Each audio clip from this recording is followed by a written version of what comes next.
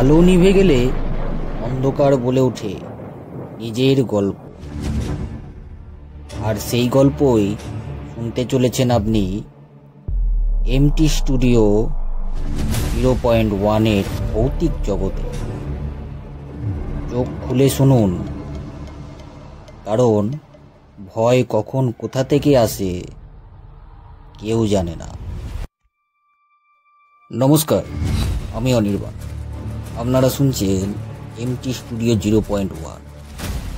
এমনই সব রহস্যময় ভৌতিক কাহিনী শুনতে এখনই চ্যানেলটিকে সাবস্ক্রাইব করুন এবং পাশে থাকা বেল আইকনটি অবশ্যই ক্লিক করবেন, যাতে করে আমাদের ভিডিও আপলোড করার সাথে সাথেই সরাসরি আপনাদের কাছে পৌঁছে যেতে পারে।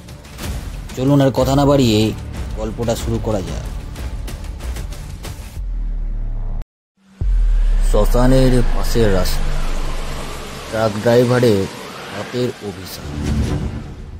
ভৌতিক গল্প মানেই কি শুধুই গুজব, নাকি এমন কিছু আছে যা ব্যাখ্যার বাইরে? আজকে এই গল্প শুধু একটি ট্রাক ড্রাইভারের রাতের নয়, বরং ভয়ঙ্কর ইতিহাস, এক শ্মশানের এক অভিশপ্ত আত্মার, যার শান্তি আজও মেলেনি। বিমল ঘোষ, বয়স 48, ট্রাক ড্রাইভিং করতেন প্রায় 30 বছর ধরে।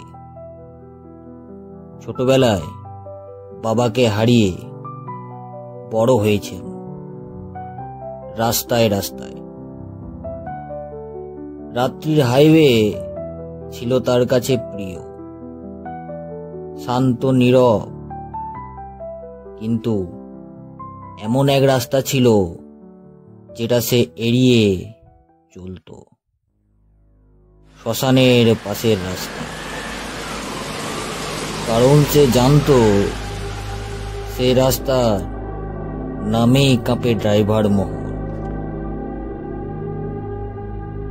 একবার এক চায়ের দোকানে বিশ্রামের সময় এক বৃদ্ধ লোক তাকে বলেছিল, এই রাস্তা দিয়ে যদি রাত 2টোর পর বেরোতে চাস, আগে নিজের শেষকৃত্যে কথা ভেবে নিস। বিমল হাসি মুখে কথাটা উড়িয়ে দিলেও চোখের কোণে একটা অজানা ভয় ঢুকে গিয়েছিল। বলা হতো সেই শ্মশানে এক বিধবা নারীকে নির্মমভাবে পুড়িয়ে মারা হয়েছিল। সে নাকি আজও যাত্রা শেষ হয়নি বলেই পথচারীদের থামিয়ে দেয়। 2রা জানুয়ারি, ঠান্ডায় কাঁপছে হিমালয়ের নিচের শহর। বিমল রওনা দেয় রাত 1:30 এর সময়। ফাঁকা রাস্তা এবং কুয়াশায় ভরা। তার হেডলাইটেই শুধু দেখা যাচ্ছে সামনের টুকু। একটা রাস্তার মোড়ে হঠাৎ জিপিএস অফ হয়ে যায় আর সে পৌঁছে যায় সেই শ্মশানের পাশের রাস্তায়। একটা বাঁক ঘোরার পর সে দেখে রাস্তার মাঝে কে এক যেন সাদা শাড়ি পরা মহিলা দাঁড়িয়ে।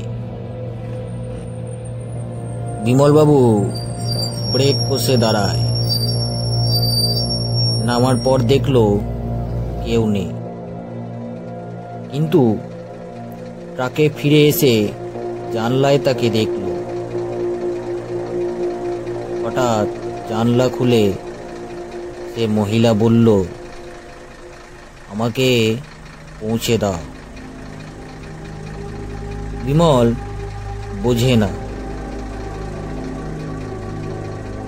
যে সে স্বপ্ন দেখছে না বাস্তব। মহিলা গাড়িতে ওঠে, আর ঠিক তখনই চারপাশ যেন ঘন কালো অন্ধকারে ঢেকে যায়। ট্রাক চললেও রাস্তা যেন আর বদলাচ্ছে না, এক জায়গায় বারবার পৌঁছাচ্ছে। ঘড়ির কাঁটা যেন আটকে গেছে 2:37-এ। বিমলবাবু জানে সে আটকে পড়েছে। পেছনে তাকিয়ে দেখে মহিলা কাঁদছে। হঠাৎ বলে, আমার গন্তব্য শ্মশানে নয়, শান্তি। এই কথা মানে বোঝার আগেই সে দেখতে পায় আগুনে পুড়ে যাওয়া দেহ, তার পাশে সেই নারী।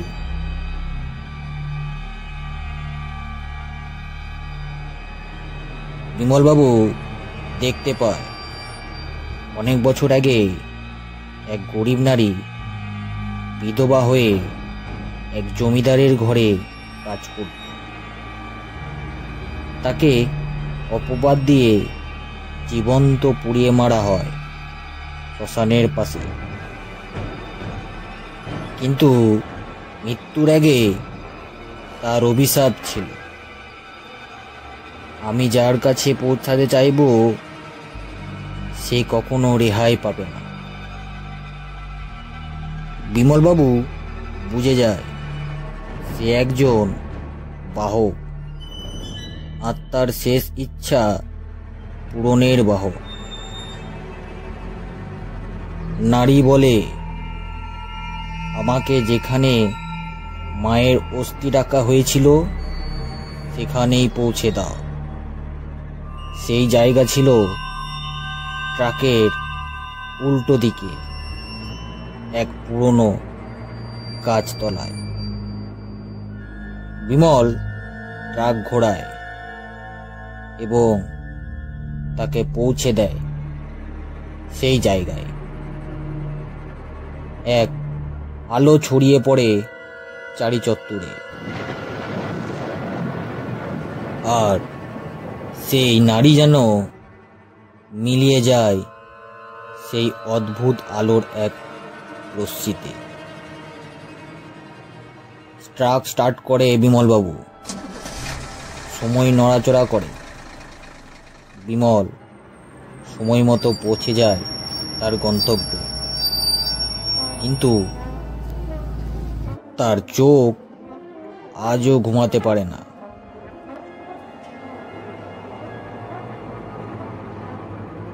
অনেকেই বলে পথে এই সব কাহিনী রেকর্ড হয় না, কিছু শুধু মনে গেঁথে থাকে।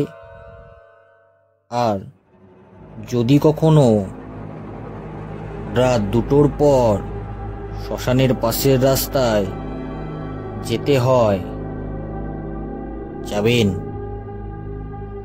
কেউ হয়তো আপনার সঙ্গ চায়, কারণ কারো গন্তব্য হয়তো এখনো বাকি রয়ে গেছে। আশা করি এই ছোট গল্পটি আপনাদের একটু হলেও ভয় দিতে পেরেছে। গল্পটি কেমন লাগলো অবশ্যই কমেন্ট করে জানাবেন, এবং এমনই সব রহস্যময় ভৌতিক কাহিনী এবং গা ছমছমে কর রাস্তার গল্প শুনতে চ্যানেলটিকে অবশ্যই সাবস্ক্রাইব করবেন এবং পাশে থাকা বেল আইকনটি অবশ্যই ক্লিক করবেন, যাতে আমাদের ভিডিও আপলোড করার সাথে সাথে সরাসরি আপনাদের কাছে পৌঁছে যেতে পারে। সাথে একটা লাইকও অবশ্যই করবেন, এতে আমাদের মনোবল বৃদ্ধি পায়। আপনাদের এন্টারটেইন করার জন্য আবার নিয়ে আসবো এক রহস্যময় নতুন গল্প। ততক্ষণের জন্য ভালো থাকুন, সুস্থ থাকুন, নমস্কার।